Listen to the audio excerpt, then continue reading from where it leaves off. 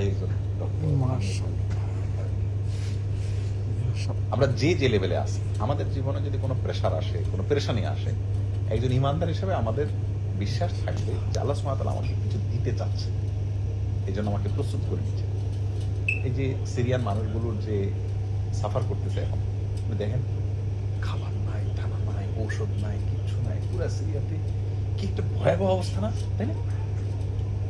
এক ভদ্রলোক একটা মন্তব্য করেছে, আমার কাছে মানে খুব ভালো লাগছে। মন্তব্যটা হলো যে সিরিয়ার মানুষগুলো সিরিয়ার অনেক ব্যাপার স্যাপার আছে, কিয়ামতের আগে সিরিয়া থেকে অনেক কিছু হবে এবং কিয়ামতের অনেক বড় বড় আলামত সিরিয়াকে কেন্দ্র করে হবে এবং তখন সিরিয়ার মাটির রোলটা সারা ওয়ার্ল্ডের জন্য অনেক গুরুত্বপূর্ণ ফ্যাক্ট হবে। এইটা একটা কমেন্ট জাস্ট, এটা তার ওহি না, কোরআন হাদিসের কথা না, যে আল্লাহ সুবহানাহু ওয়া তাআলা ওদেরকে প্রিপেয়ার করতেছে। যে স্ট্রেস, চাপ, পৃথিবীতে যারা যত চাপ নিতে পারে এরাই অনেক বড় কিছু হয়। আপনি নর্মাল একটা জিনিস বুঝেন, গরিব ফ্যামিলির গ্রামের মানুষ বাচ্চারা সাধারণত অনেক বড় কিছু হয়, শহরের অনেক বড় বড়। এই যে আমাদের অধ্যাপক আব্দুল্লাহ আবু সাইদ স্যারের একটা কথা আছে না, বেশ প্রসিদ্ধ, যে শহরে এত স্কুল, এত ফ্যাসিলিটিস, কিন্তু কয়জন ছেলে সচিব হয় শহরে? সব গ্রাম থেকে আসা। কেন?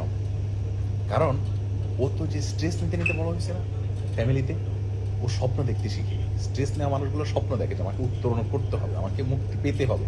আর যারা ভালো থাকে এরা কিন্তু এগুলাকে আরো আসি তো ভালো, সমস্যা কি? এই জন্য বড় লোকের পোলাপান যতটা মানুষ হয়, গরিবের পোলাপান বা স্ট্রাগল করা পোলাপান তার চেয়ে বেশি মানুষ হয়।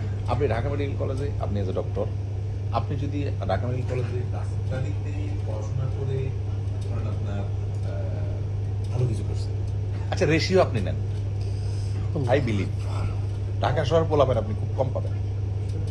সব দেখবেন মফস্বল থেকে আসছে। ইভেন আপনি মফস্বল থেকে উঠে আসছেন। আমার ভাই ছোটবেলা গ্রামে বড় হয়েছে, তাহলে আপনি প্রফেসর হয়ে গেছেন, ডাক্তার মানুষ, আপনি ঢাকা মেডিকেল কলেজের একজন ডাক্তার মানুষ। আপনি আমার কথা বিশ্বাস করেন, আপনি একটা শ্বাস দেন, দেখবেন ম্যাক্সিমাম গ্রাম থেকে উঠে আসছে। ওয়াই ভাই?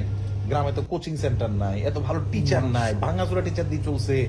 শহরে এত ফ্যাসিলিটিস, বাপ মা পুষ্টি যোগান দেওয়ার জন্য ওর মুখে দিয়ে, কানে দিয়ে, নাকে দিয়ে, পারলে পুরো শরীর দিয়া আপনার যত রকম পারে খাওয়াইছে। কেন? বাচ্চার ব্রেন, মেধা যেন ঠিক থাকে।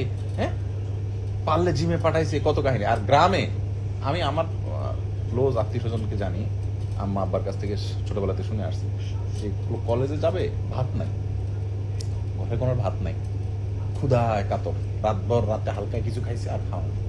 তো পাশের বাসার চাচি ভাত রাঁধছে, ভাতের মাটা ওটা আনছে, চাচি মাটা ফালাইয়ের না আমাদেরকে দিয়ে, ওইটা 2-3 ভাই মিলে ভাগযোগ করে খেয়ে কলেজে যেত।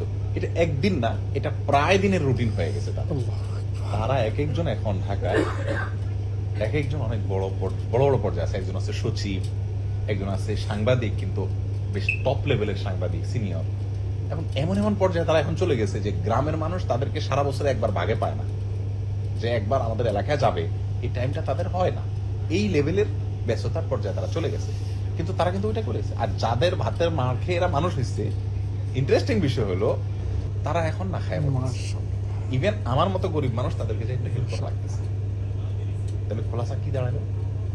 আল্লাহ সুবহানাহু ওয়া তাআলা আমাদেরকে যে প্রেসার দেন, আমাদেরকে যে স্ট্রেস দেন, আমাদেরকে যে চাপ দেন, এই চাপগুলো প্রতিটা চাপ আমার তানভীর, সে ফর এক্সাম্পল তানভীর ব্যবসা করে, ওনার ব্যবসায়িক লেভেলে চাপ আসছে, ওনার খুশি হওয়া উচিত এই জন্য যে আল্লাহ সুবহানাহু ওয়া তাআলা কিছুটা দিতে চাচ্ছে। কি দিবেন সেটা ব্যবসায়ী দিবেন, নট নেসেসারি। হয়তো ছেলে মেয়েগুলোকে এমন কিছু দিয়ে দিবেন, এমন এক্সট্রাঅর্ডিনারি কিছু করে দিবেন যে উনি কল্পনাও করেন না। ধরুন না, ছেলেটা যদি এখন সারা ওয়ার্ল্ডের মানে কোনো একটা সেক্টরে এমন একটা অবদান রাখে যে বিশাল কিছু, তাহলে ওনার এই ব্যবসার ক্ষতি হইয়া যেটা পাইলো, তার ওটা কি দিলটা কি খারাপ হলো? টেস্টি। তো যাই হোক, আমাদের মানে ভাই এজ এ ডক্টর মনে করেন ক্যারিয়ার একটা বড় সমস্যা হইল, তো আল্লাহ সুবহানাহু ওয়া তাআলা এর